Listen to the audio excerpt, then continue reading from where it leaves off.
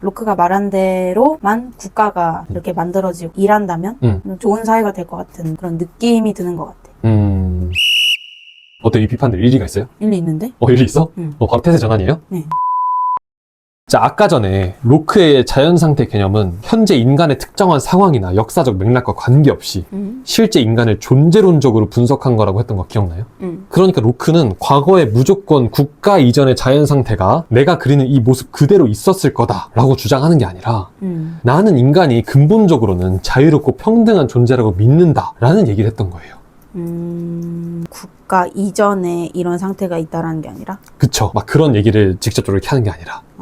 그래서 뭐 지금 동서양의 전제 군주정이 어쩌고 저쩌고 뭐 쌩 난리를 친다 한들 1도 신경 쓰지 않고 나는 정부란 건 언제나 마땅히 합의를 통해 탄생했어야만 하고 마땅히 그 본래의 목적인 국민의 권리 보호만을 담당해야 한다고 믿는다라는 얘기를 하고 있는 거예요. 물론 탄생 순서를 따지면은 인간이 먼저고 국가가 나중이잖아. 그러니까 자연스럽게 로크도 어렴풋이는 국가 이전의 자연상태가 있으리라고 가정을 하고 있기는 해요. 하지만 여전히 로크에게 있어서 자연상태는 엄밀한 역사적 사실이라기보다는 정치적 또는 종교적 신념이었던 거지. 과거에 이랬을 거다라는 걸 설명하는 거라기보다는 난 이걸 믿는다. 난 이게 옳다고 믿는다. 라는 신념이라는 거예요. 기본적으로는. 자, 이해가 돼요? 역사적 개념이라는 게 잘 이해가 안 돼. 자연상태라는 게 인간이 기본적으로 어떤 권리를 가진 채로 국가 없이 평화롭게 살아오던 그런 시절, 이렇게 생각을 하는 게 역사적인 개념인 거예요. 과거에 이랬을 것이다. 로크가 상정한 자연상태가 과거에 있었을 것이다. 근데 이런 게 아니라는 거지. 물론 이런 것도 어느 정도는 포함되어 있어요. 하지만 본질은 과거에 뭐 이랬고 저랬고 현재 이랬고 저랬고 난 상관없이 나는 인간이 자유롭고 평등한 자연적인 권리가 있다고 믿는다. 로크의 신념이라는 거예요. 자연상태는. 역사적 개념이라기보다는. 역사나 이런 거에 연연하지 않고 그냥 인간은 원래 이러한 거야. 그치. 정의를. 정의를 내린 거예요. 이거를 감안해놓고 우리가 이제 로크에 대한 두 가지 비판에 답을 해야 되는 거예요. 자, 두 비판 중에 먼저 첫 번째, 합의를 통해서 국가가 탄생한 적이 한 번이라도 있나? 자, 일리 있다 그랬죠 아까. 근데 로크도 알죠. 많은 역사적 기록들은 정복과 전쟁 이런 것들이 국가의 기원이라고 설명한다는 걸 알아요. 근데 기록? 역사적 기록? 기록이라는 건 보통 국가가 기틀이 잡히고 나서야 남는 거잖아. 그러니까 기록 이전에는 소규모 공동체들이 자연 상태를 이루지 않았을까 하는 생각을 되게 자연스럽게 할 수 있다는 거예요. 그때는 소규모 공동체들이 뭐 가인과 아벨 뭐 이런 사람들의 소규모 공동체들이 있었을 거다라고 가정하는 게 꽤나 합리적이라고 로크는 얘기하는 거예요. 완전 일리 있는데? 또 일리 있어요? 또 태세 전환이에요? 자, 그리고 로크의 시대만 해도 로크는 영국 사람이지만 영국뿐만 아니라 여러 국가들이 존재하고 있잖아요. 이런 여러 국가들이 존재한다는 사실 자체가 어쩌면 여러 공동체들이 합의를 통해서 국가로 변모해 갔다라는 걸 보여주는 간접적인 증거일 수 있다라고 얘기를 해요.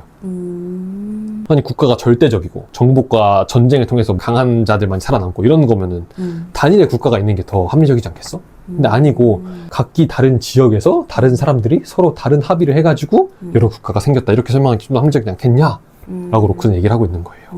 사람들이 소규모로 이렇게 살고 있었는데 어느 순간 서로 합의를 해가지고 어떤 큰 대규모가 만들어지고 그렇게 만들어지다 보니까 지금 이렇게 현재 이 국가가 된 걸 수도 있다. 그쵸. 로크는 그런 설명이 마냥 비현실적이진 않다라고 얘기를 하고 있는 거죠. 아주 그럴듯해. 아주 그럴듯해요. 다시 로크 호감? 난 다시 이 논리로 가겠어. 다시 그 논리로 갈 거예요? 자, 이제 두 번째 비판. 자, 두 번째 비판이 좀 더 중요해요. 자연 상태가 로크가 가정한 것처럼 그렇게 나름의 질서와 안정을 보증할까? 권리가 뭐 비스무리하게라도 있을 수 있을까? 자, 이 비판은 주로 로크의 라이벌로 여겨지는 토마스 홉스라는 철학자의 입장으로 대변돼요. 홉스도 마찬가지로 자연상태라는 개념을 얘기했었거든. 홉스가 제시한 자연상태는 국가의 전 단계에 정말로 이랬을 거라고 그가 생각했다는 점에서 로크의 자연상태보다 훨씬 더 역사적인 개념에 가까워요. 이해가 되죠? 근데 홉스의 자연상태는 로크의 거가 완전히 달랐어요. 홉스의 자연상태 개념 안에서의 인간은 천부인권, 인류애, 상호협력, 평화 이런 거 하나도 없어요. 그냥 서로 싸우고 죽이기만 해. 만인을 향한 만인의 투쟁. 자연 상태에서 인간은 개인의 이기심과 탐욕을 주체할 길이 없이 서로를 약탈하고 정복하고 빼앗는다. 어떠한 강제적인 법 질서도 없기 때문에 인간은 원래 이런 폭력의 장에 노출되지 않을 수가 없다는 거예요. 그래서 홉스는 이 아비 규환과도 같은 자연 상태를 극복하기 위해서 국가라는 답을 제시한 거야. 그것도 강력하게 개인의 자유를 지배하고 통제하는 국가. 절대 권력을 휘두르는 지도자가 반드시 개인의 자유를 통제하고 사회의 질서를 유지해야 한다. 홉스라는 사람은 똑같이 자연 상태라는 개념을 얘기를 했는데 로크와 다르게 뭔가 자연 상태인 인간은 서로 막 약탈하기 바쁘고 싸우고 좀 투쟁하는 사람이기 때문에 그걸 극복하기 위해서 그걸 잡아줄 국가가 필요해라고 한 거예요. 그렇죠. 약간 역사적인 개념까지 더해가지고. 그치. 홉스는 로크와 달리 뭐 자연법에 따른 인간의 권리 이런 게 없어요. 아, 물론 홉스도 그런 걸 얘기하기는 해. 근데 어떻게 얘기하는지 알아? 로크에게 있어서 인간의 권리는 뭐였어요? 자유롭고 뭐 평등하고 재산에 대한 권리가 있고 이런 거였잖아. 그치? 근데 홉스가 말하는 인간의 권리는 뭐냐면은 내가 아무거나 막 다 할 수 있는 권리. 이런 거야. 이걸 갖다가 홉스는 자연적인 권리라고 얘기를 해요. 그러니까 이런 권리가 있으면 어떤 일이 벌어지겠어요? 실제로 막 싸우고 다 죽이겠지. 쟤를 죽여도 나는 저런 거 할 수 있는 권리가 있으니까. 그러니까 이 인간의 권리는 기본적으로 나쁜 거라는 거예요. 좋은 게 아니야. 이 권리를 줄이고 억압해야 돼. 이 권리를 줄이고 억압할 국가가 있어야 돼. 그러면 홉스의 자연 상태 개념은 타인의 권리를 해쳐도 돼 라는 자유가 완전 있는 거네요. 그쵸. 이게 나쁜 상태인 거야, 자연 상태가. 어때? 홉스의 자연 상태 좀 더 일리 있어 보여요? 이 말도 일리 있긴 한데 국가도 법도 없는 곳에서는 그런 살육과 약탈만이 가득할 것 같아? 그럴 것 같지는. 인간이 기본적으로 아까 무인도에서의 범죄나 외국인의 범죄에 대해서 그게 잘못됐다라는 거 아는 것처럼 그때도 알미라는 게 있었을 테니까. 국가라는 게 아까 전에 뭐 소규모 공동체? 국가가 있기 전에 소규모 공동체들이 많이 있었을 거라고 상상한다 했잖아요. 그럼 그 공동체들은 다 서로 약탈하고 뺏기만 하고 그냥 아수라장이 돼야 되는 건데 딱히 그럴 것 같지는. 자, 이 홉스의 주장에 대해서 로크는 어떻게 대응했을까? 로크는 국가나 법이 없는 곳에서 그런 일이 충분히 벌어질 수 있을 거라고 인정했어요. 하지만 홉스가 제시한 자연 상태 있잖아. 그거는 사실 자연 상태가 아니라 전쟁 상태다라고 단정을 했어요. 나에게 자연적 권리가 있는데 너가 나를 침해하려 든다면은 너는 나에게 전쟁 상태를 선포하는 거야. 그러니까 로크도 자연 상태를 막연하게 또는 유토피아적으로만 생각하진 않았다라는 거예요. 전쟁 상태는 얼마든지 있을 수 있다 이거야. 근데 그 전쟁 상태를 갖다가 자연 상태라고 어느 도단을 해버리면 안 된다라고 홉스를 비판했던 거죠. 자, 다시 말해서 인간이 근본적으로 존재론적으로 자유롭고 평등한 존재라면 서로의 자유와 평등을 존중하는 세상을 디폴트 값으로 잡아야지 그 반대를 디폴트 값으로 설정하면 안 된다는 거야.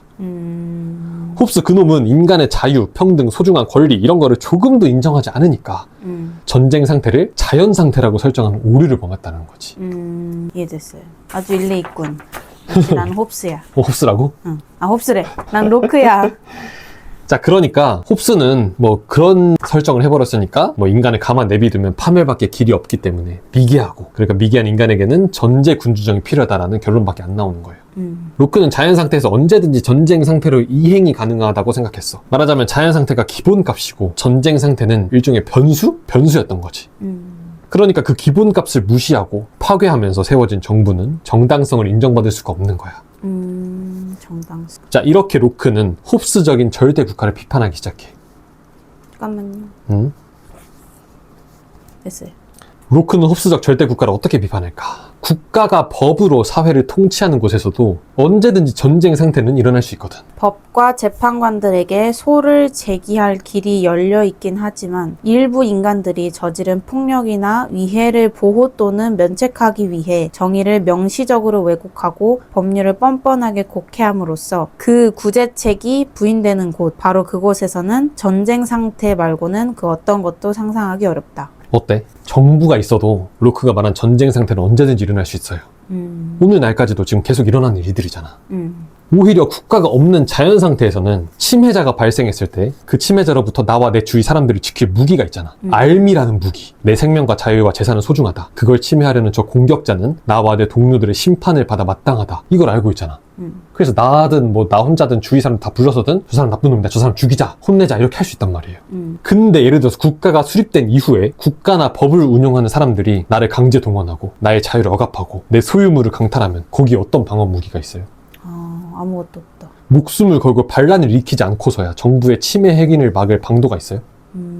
없어요. 범죄가 합법적으로 자행되는 세상에는 희망이 있을 수가 없어. 국가가 수립되면은 뭐 다른 개인들 범죄를 저지르는 것부터는 나를 보호할 수 있겠지. 하지만 국가 그 자체가 침해자가 된다면 법률을 왜곡하고 곡해하고 자신들의 이권만을 챙긴다면 우리는 그거에 대항할 길이 아무것도 없다라는 거야. 자, 정부는 개인들과 다르게 뭐 공정할까 특별히? 왜? 이름이 막 정부니까 뭐 특별해 보이고 공정해 보이고 이래요? 그런 건 없어. 오히려 정부가 더 위험하지. 권력은 항상 더 큰 권력을 추구하고 지배는 항상 더 큰 지배를 도모하잖아. 로크는 절대 국가가 자연 상태보다 못하다는 나의 말에 반론을 제기하는 자들이 절대 군주 역시 그저 인간일 뿐임을 기억해 주기를 바랄 뿐이다 라면서 간곡히 호소하고 있어요. 개인들의 산발적인 범죄를 막기 위해서 모든 것을 할 수 있는 절대적 지도자를 요구하겠다라는 것은 gin털 족제비나 여우의 악행을 피하려 들면서 정작 사자한테 잡아먹히는 건 감수하겠다는 것과 다를 바 없다면서. 그래서 자연 상태와 자연법이 그렇게 중요한 거예요. 그게 기본 값이어야만 우리는 정부의 폭력과 침해에 대항할 수 있고 정당하고 올바르게 세워진 정부를 기대할 수 있거든. 정부의 목적은 개인의 자유와 소유를 지키는 것일 뿐 그 이상 우리들 개인의 권리를 침해할 수 있는 정부를 바라거나 그런 정부를 세우는 사람은 상식적으로 있을 수가 없어요. 근데 우리의 소유물을 언제든지 강탈하고 우리의 자유를 언제든지 빼앗을 수 있는 그런 정부를 세우는 사람 아무도 없단 말이야. 그러니까 우리가 어느 날 국민 주권이라는 말을 그냥 거치대로 받아들이지 않는다면은 정부는 국민에 의해서만 세워져야 하고 그런 정부라면 마땅히 국민의 자유와 소유를 지키는 일만을 담당해야 한다는 사실을 알 수가 있다는 거지. 정부 위에 자연법이 있다라는 거죠? 그쵸, 정확해요. 자연 상태가 실제적이기에 로크의 신념처럼 정말 그게 사실이기에 국가 치하의 인간들에게도 여전히 자연 상태와 자연법은 영향을 끼치고 있다는 거야. 올바른 국가라면 마땅히 자연법의 영향 안에서만 그 힘을 행사해야 된다는 거지. 자연법 안에서. 자, 자연법. 눈에 보이지 않고 종교적인 개념이기 때문에 명확하지 않고 명료함이 없을까? 천만의 말씀이에요.